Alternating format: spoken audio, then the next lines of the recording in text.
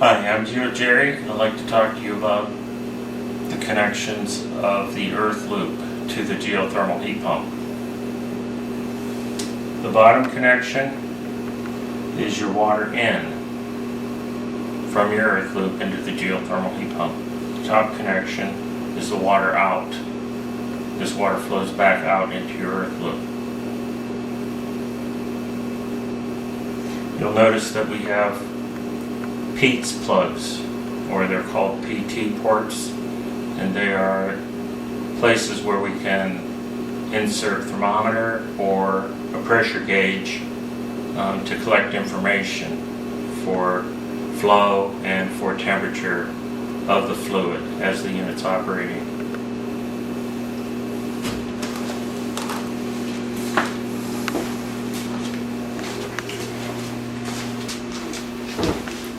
This geothermal heat pump has a non-pressurized flow center.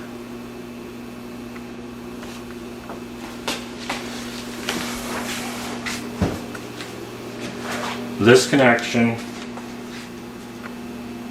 which says heat pump HP, this connection goes to your water in on your geothermal heat pump.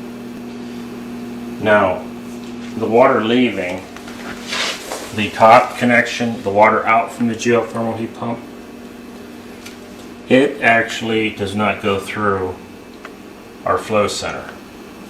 It just returns back this pipe and goes to your earth loop.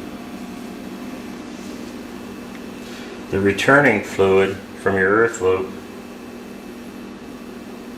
comes up this pipe and flows into your flow center right here. It's labeled loop.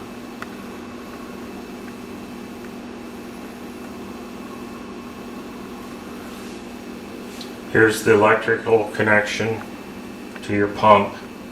This particular flow center uses one pump, and there's many different types of non-pressurized flow centers.